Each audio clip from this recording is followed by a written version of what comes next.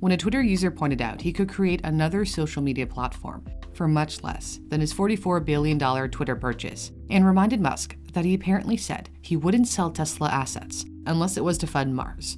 Musk responded, "You might be right. If he walks away from the deal, he's obligated to pay a $1 billion termination fee." However, Musk reiterated he's still committed to buying Twitter in a follow-up tweet.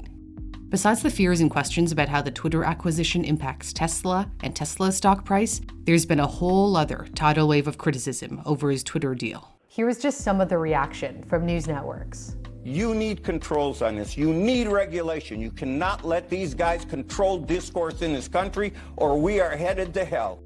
If you get invited to something where there are no rules, where there is total freedom for everybody, do you actually want to go to that party? We are living through an unspeakably dangerous moment. The pro-QAnon, pro-neo-Nazi faction of the Republican Party is poised to expand dramatically come the midterms. If that happens, we may look back on this past week as a pivotal moment, when a petulant and not-so-bright billionaire casually bought one of the world's most influential messaging machines and just handed it to the far right. To that comment, Musk tweeted, "NBC basically saying Republicans are Nazis." Elon Musk's $44 billion purchase of Twitter has clearly triggered an outpouring of disgust from some on the left. Twitter's top lawyer, who earned $17 million last year, reportedly cried during a meeting about Musk's takeover. Tennis star Martina Navratilova has vowed she'll never buy a Tesla. Democratic Congresswoman Alexandria Ocasio-Cortez is concerned about an explosion of hate crimes because a billionaire controls a massive communication platform, to which Musk jokingly responded, "Stop hitting on me, I'm really shy." AOC clarified she was referring to Mark Zuckerberg before deleting her reply shortly after. Progressive users of Twitter who advocate for progressive social justice causes have been nervous about the leadership change. They fear Musk will promote conservative content on Twitter and give those on the right a stronger voice. Musk has said he'll allow Trump back on the platform. During a recent interview with the Financial Times, he called banning Trump a morally bad decision and foolish to the extreme. He has said in the past, timeouts are better than permanent bans. Conservatives have accused Twitter of censoring them, so they're now cheering on Musk's takeover because he has vowed to reduce censorship and bring more free speech to the platform.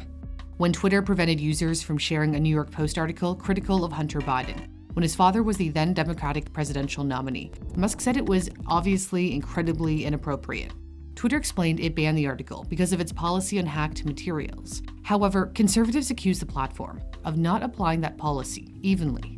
Musk is actually not a conservative. At best, he might be described as a moderate. He said he was a registered independent when he lived in California, the state he loudly left for Texas.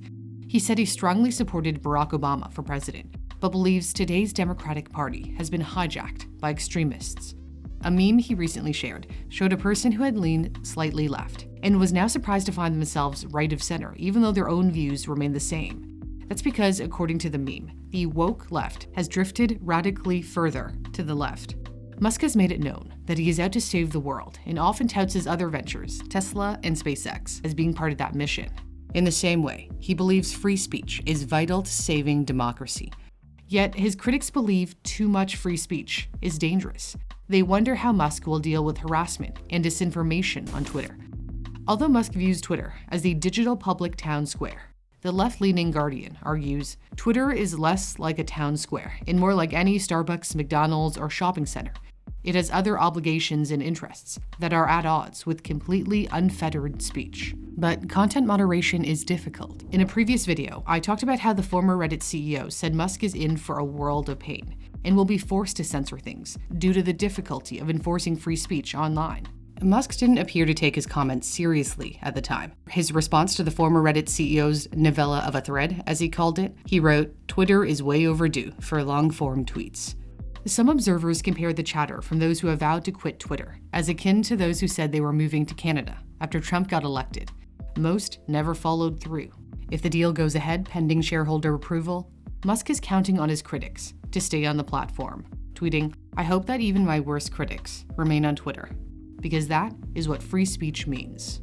The news about the deal being on hold sent Twitter shares down more than 20% in pre-market trading. Twitter's stock price has been on a roller coaster of a ride. There are so many other ways you can grow your money. JP Morgan recently said, alternatives are no longer optional, as in they're essential. Fintech platforms are giving people access to investments they could only dream of in the past. One of my personal favorites is investing in art. Art investment used to be reserved for the uber wealthy, but now it's possible thanks to Masterworks. Masterworks is a revolutionary investing platform that lets you buy shares in multi-million-dollar artworks without needing millions yourself. Since I've been talking about them on my channel, they've been blown away by the response from you guys. Masterworks told me that my viewers have invested $250,000 in 1,000 different accounts. That's $250K into paintings by Banksy, Basquiat, and Picasso, to name a few. Each of these 3 paintings Masterworks sold has given a 30% return to investors. Now, past performance is no guarantee of future results, but 30% is amazing. If you want to join other Newsthink subscribers, just head to my custom link in the description or pinned comment to get started investing with Masterworks. That's masterworks.art/Newsthink.